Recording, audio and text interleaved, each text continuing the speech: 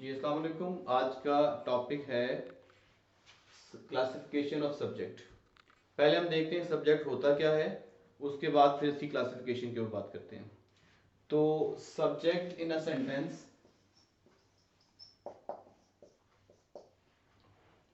Basically subject is a doer, performer,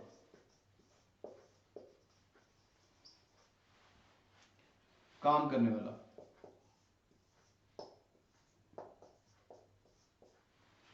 एक सब sentence जो होता है, इसके जो पार्ट्स होते हैं उसमें सब्जेक्ट होता है, वर्ब होता है और ऑब्जेक्ट होता है। तो सब्जेक्ट इनिशियलाइजर होता है, डूर होता है, परफॉर्म होता है, काम करने वाला होता है। यानी ये सेंटेंस में परफॉर्म करता है, कुछ काम कर रहा होता है।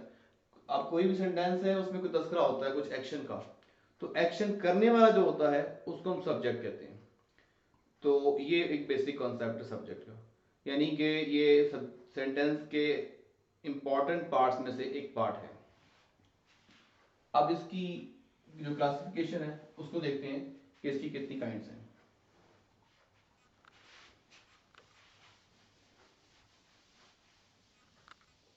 पहले इसके एग्जांपल्स देख लें ताकि फिर उसमें मैं क्लासिफाई बाद में कर दूंगा। फॉर एग्जांपल मैं कहता हूं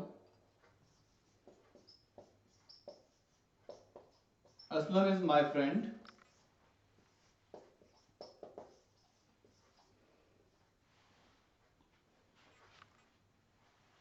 sentence number 1।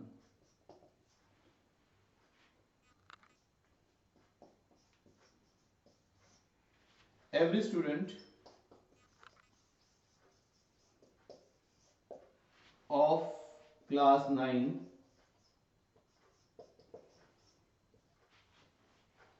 should bring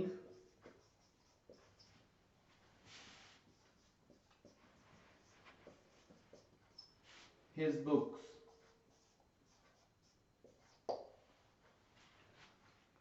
Sentence number 3,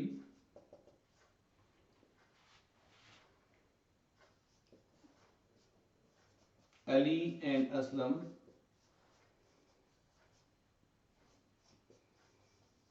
play together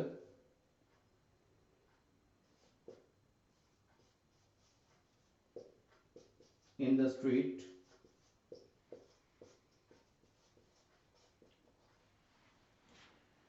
ये 3 सेंटेंसेस हैं और अब हम देखते हैं इनमें सब्जेक्ट कहां कहां पे मौजूद है। इस सेंटेंस में असलम तक जो है ये सब्जेक्ट है,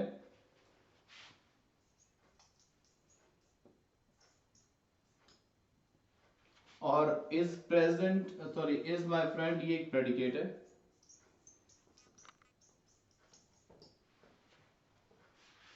जबकि सेंटेंस नंबर 2 में एवरी स्टूडेंट ऑफ क्लास 9 ये सब्जेक्ट है,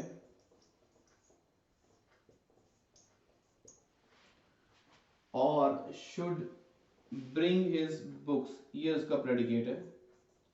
प्रेडिकेट क्या होता है ये हमने पहले भी पढ़ लिया हुआ है, सब्जेक्ट भी पहले पढ़ चुके हैं, लेकिन आज उसकी मैं आपको डिटेल में काइंड्स बता रहा हूं। इस सेंटेंस में अली और एंड असलम ये सब्जेक्ट है, play together in the street ये इसका प्रेडिकेट है।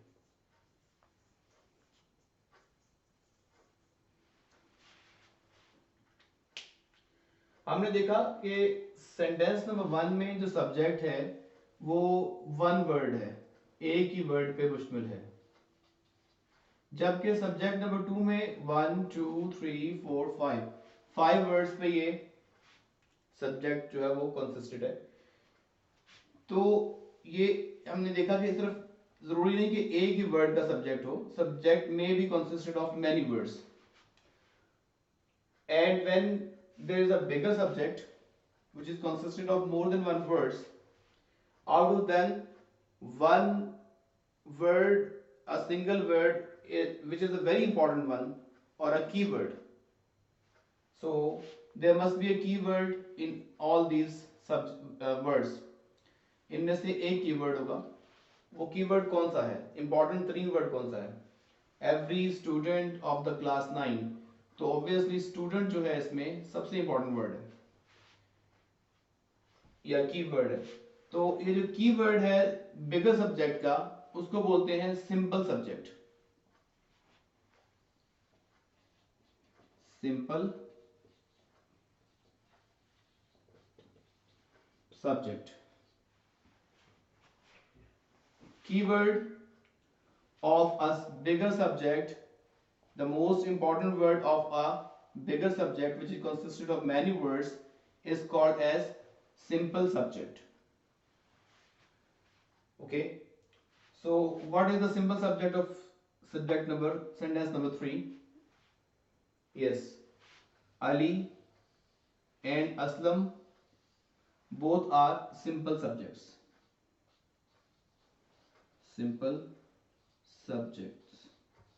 This is a simple subject, this is also a simple subject because they are equally important.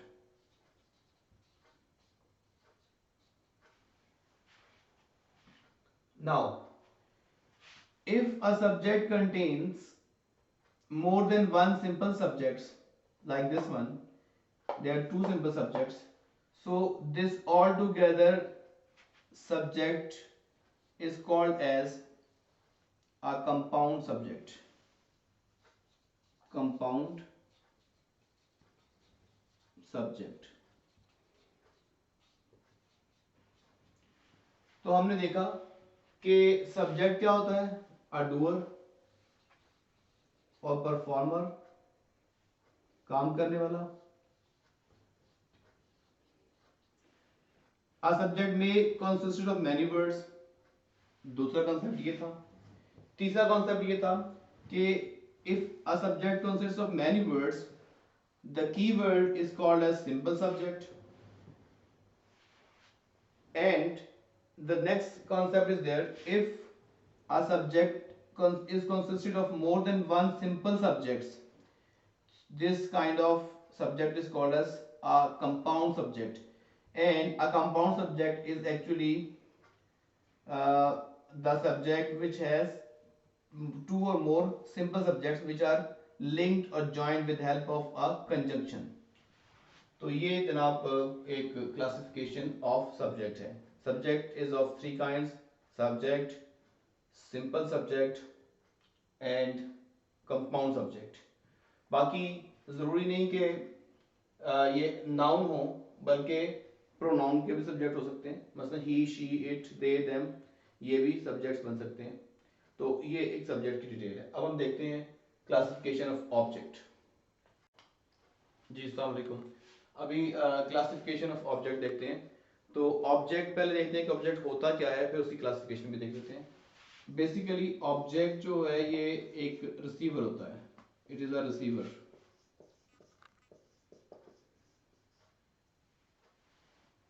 Receiver मतलब रिसीव करने वाला। और ये किसको रिसीव करता है, आपको पता है कि अगर एक सब्जेक्ट सेंटेंस में उसकी तरतीब देखें तो सब्जेक्ट, वर्ब एंड ऑब्जेक्ट होता है, ठीक है। तो ये बेसिकली वर्ब को रिसीव कर होता है, रिसीवर ऑफ अ वर्ब। उर्फ आम में हम रिसीवर ऑफ वर्ब को ऑब्जेक्ट कह देते हैं, लेकिन जनरली ऑब्जेक्ट का लफ्जी मतलब क्या है, a receiver, a receiver. Sometimes ये जब किसी प्रेपोजिशन के बाद आता है तो हम कहते हैं ऑब्जेक्ट ऑफ प्रेपोजिशन, यानी जिसको रिसीव करता है उसका वो ऑब्जेक्ट बन गया। आमतौर पर ये वर्ब को रिसीव करता है तो ये रिसीवर ऑफ वर्ब होता है, लेकिन क्योंकि हम उर्फ आम में इसको सिर्फ रिसीवर ही कहते हैं, तो यानी कि ऑब्जेक्ट ही कहते हैं, इसलिए क्योंकि अंडरस्टूड है कि ऑब्जेक्ट ये वर्ब को रिसीव कर रहा है। अच्छा, अब ये है कि समटाइम्स ऐसा तरतीब ये होती है कि ये सब्जेक्ट है, ये वर्ब है, और इसके 2 ऑब्जेक्ट बन जाते हैं, 2 रिसीवर्स बन जाते हैं, ठीक है। There 2 objects.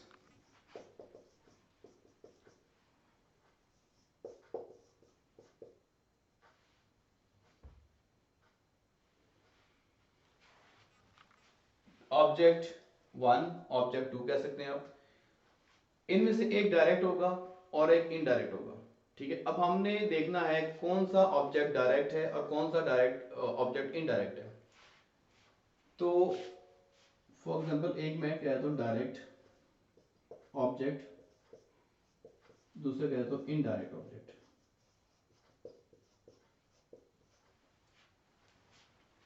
जो ऑब्जेक्ट वर्ब को डायरेक्टली रिसीव करता है उसको डायरेक्ट ऑब्जेक्ट कहेंगे, और जो इनडायरेक्टली रिसीव करता है उसको इनडायरेक्ट ऑब्जेक्ट कहेंगे। मैं एग्जांपल देता हूं।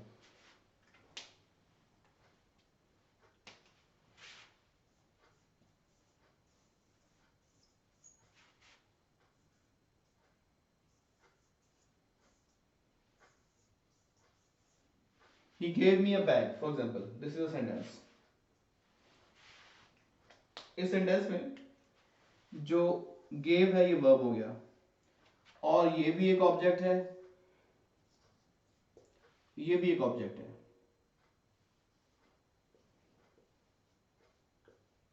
अब देखना ये है कि इनमें से कौन सा डायरेक्ट ऑब्जेक्ट है और कौन सा इनडायरेक्ट ऑब्जेक्ट है। तो इसका सादा सा तरीका ये है, जो आमतौर पर एक टोटका कह सकते हैं, वो ये होता है कि कहते हैं जो लिविंग थिंग्स होती हैं, जो लिविंग थिंग्स होती हैं वो इनडायरेक्ट ऑब्जेक्ट हो जाएंगी, और जो नॉन लिविंग थिंग्स हैं वो डायरेक्ट ऑब्जेक्ट हो जाएंगी। मैं लिख देता हूं यहां पे, लिविंग थिंग्स इनडायरेक्ट हो जाएंगी और non living things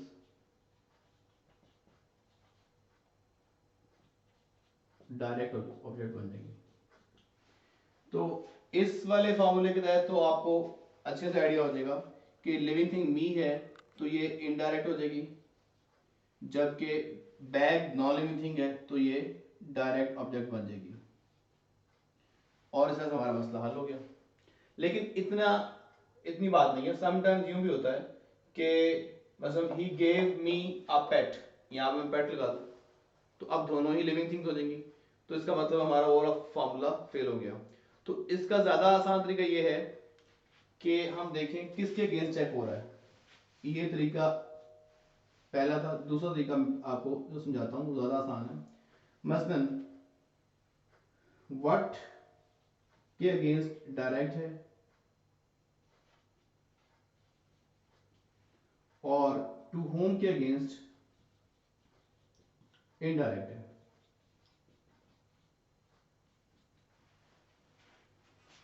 He gave what? A bag. तो ये what के अगेंस्ट डायरेक्ट है, इसका मतलब ये डायरेक्ट हो गया what वाला, यानी कि what के अगेंस्ट चेक कर रहा हूं ना। He gave what? A bag. He gave to whom? Me. तो to whom के अगेंस्ट इनडायरेक्ट ऑब्जेक्ट हो जाएगा। चेक हो गया।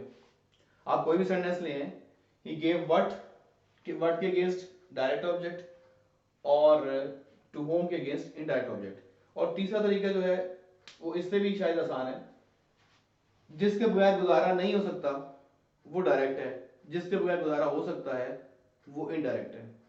अगर मैं कहता हूं ही गेव अ बैग, मैं मी खत्म कर देता हूं, सेंटेंस क्लियर है। अच्छा, मैं यूं करता हूं कि मी लिख देता हूं, मैंने मी लिख दिया और अ बैग खत्म कर दिया। ही गेव मी, अब सेंटेंस क्लियर नहीं है। ही गेव मी, अभी तो कुछ इसका मतलब यहाँ फुल स्टॉप नहीं आ सकता। तो यहाँ पे इसका मतलब ये हुआ कि मैंने डायरेक्ट ऑब्जेक्ट को खत्म किया था, इसलिए सेंस खराब की है। इनडायरेक्ट को खत्म कर भी देंगे तो सेंस फिर भी मिल जाती है, लेकिन डायरेक्ट ऑब्जेक्ट को हम खत्म नहीं कर सकते।